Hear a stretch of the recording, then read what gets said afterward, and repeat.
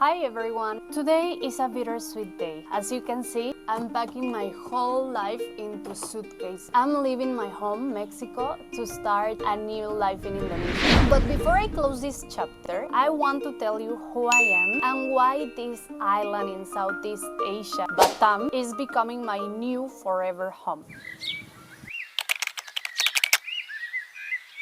My name is Gabriela, and for 14 years, my life was all about ballet.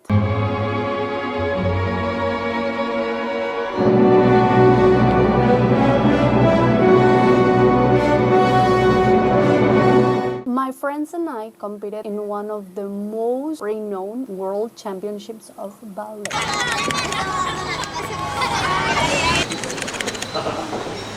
And guess what? We won.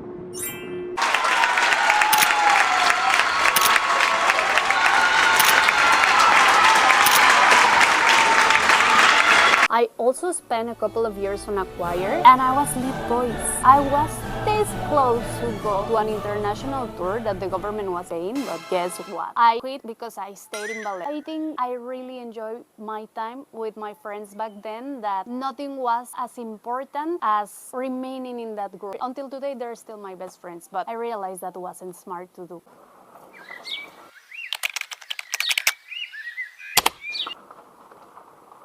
Looking back, I learned a huge lesson. Follow your dreams, but even more, follow your talent. I was never the best in ballet, not even close. As I told you, I stayed pretty much for the environment, but I was way better at singing. And I realized this too late. I think I could have had a promising career as a singer, but I don't know.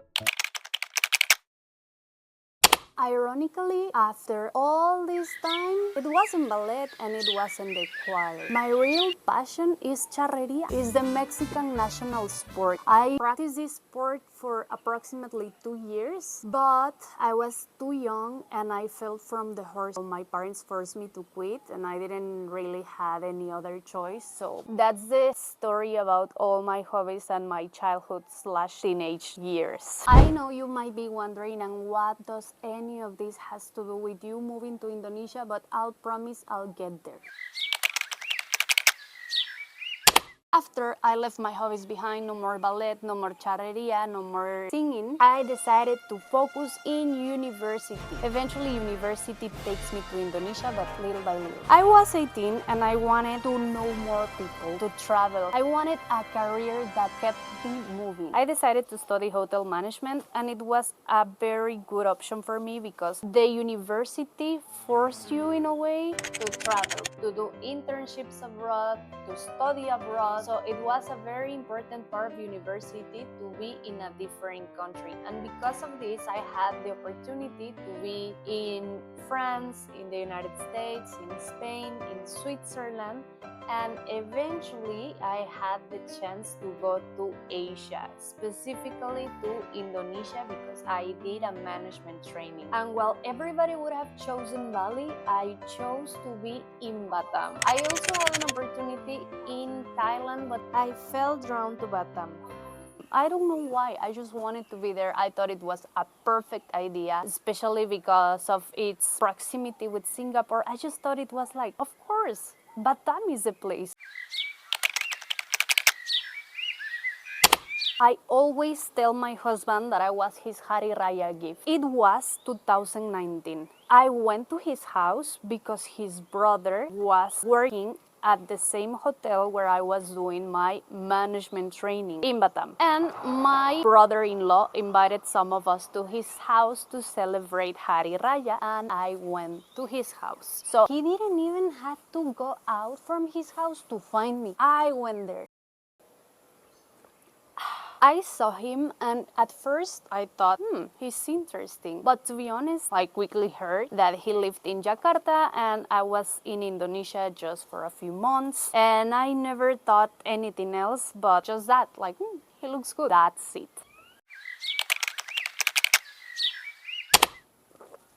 For Unfortunately, he saw potential in me. He saw me as girlfriend material. Maybe not immediately, but eventually. And because of his determination, I was able to share the vision. He made sure to open my mind because I was too close-minded in the way that long distance doesn't work, this and that. So, husband, thank you so much for being patient with me. And thanks God I listened to you. It took a few months for us to start dating, but by the time that I was returning to Mexico, which was on December 2019, we decided to give it a try and continue with the long distance relationship. The idea was that my husband was going to visit me on March 2020, but guess what happened? I'm sure you know. Yeah, that. COVID happened. COVID happened. So instead of seeing each other on March, as we agreed, just a few months after stop seeing each other, the universe said, no, I have better plans for you. Oh my God, I really hated those days, but nothing that a daily FaceTime cannot fix. Okay, I'm taking a quick break. I'm tired already. Pandemic was very challenging for us. We both lose our jobs eventually. We lost our savings. We were not able to travel. He was not able to exit Indonesia. I was not able to enter Indonesia. He needed a visa to come to Mexico, so it was kind of tricky. After a few visa rejections, one to be exact, few changes of jobs, it happened.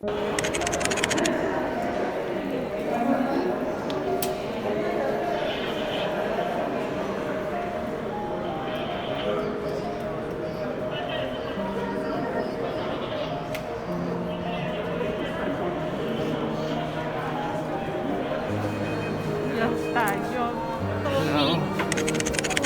How are you? Okay. Mamacita, mi mamá.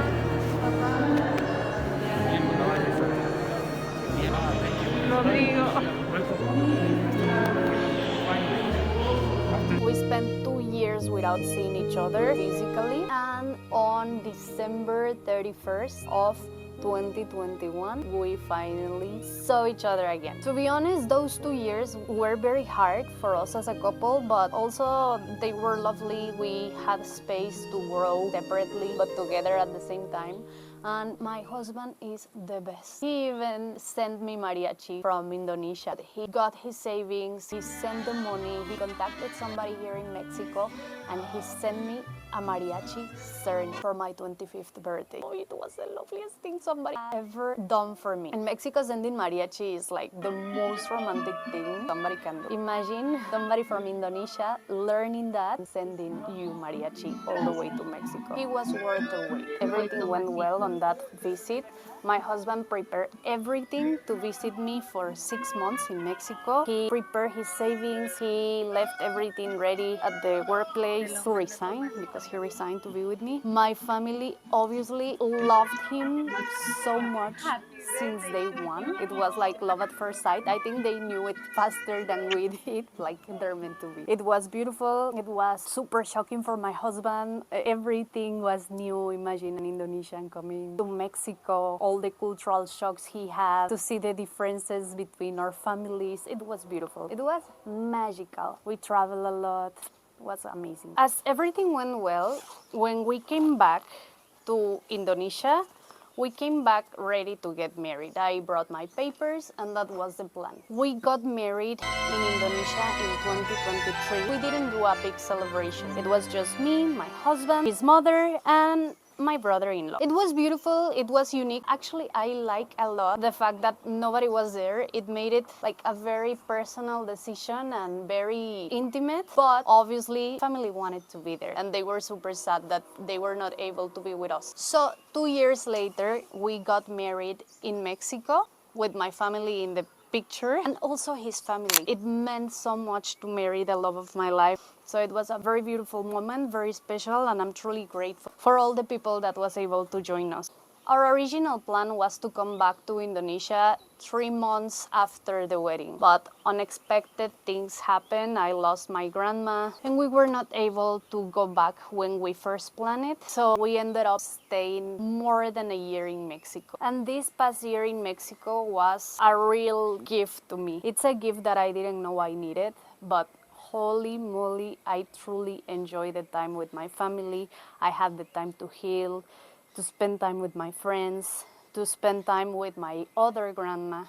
And it was a real blessing to be here these past years. But now it's time to go back to reality. After this year, we need to go back to our original plans. We're happy to come back to Indonesia. We really have the belief that in Indonesia, a safe, calm, and prosperous year awaits for us. And we truly believe as well that Indonesia is the place where we want to start our life, our family. If in the future we are able to come back, we might do it. But at the moment, I don't know why, but I really want to be there, even if it really hurts me being there, because I'm like this with my family, like this. But not everything is sad.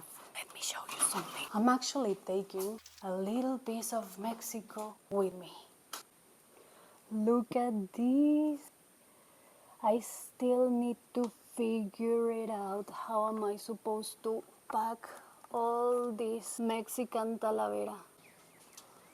But that's a tomorrow problem. I don't even want to worry about it now. I'm almost done. I don't know if you have thought about this, but being a multicultural couple, it means feeling everything triple, because there will always be somebody sacrificing their roots, their food, their people. It's always hard. There will always be something that is different. Like the cultures are very different. But as long as your foundations, your core values are the same, if you choose wisely your partner, it's definitely worth it. So why are we packing? It's not we're just moving back to Indonesia, but our next stop before settling in Indonesia is our 22-day honeymoon trip.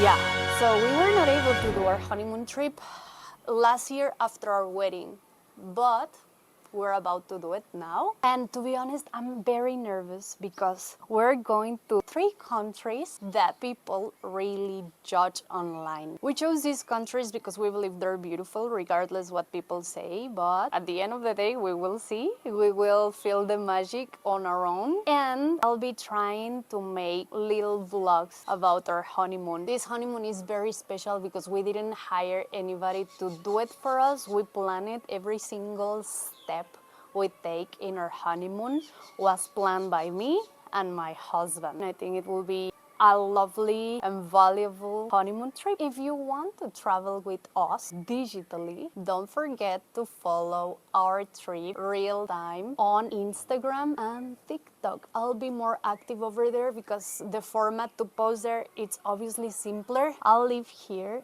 my social media. It's just if you want, follow us. I'm so excited to take you on this journey with us. Thank you so much for being part of my first YouTube video. And thanks for watching. Bye.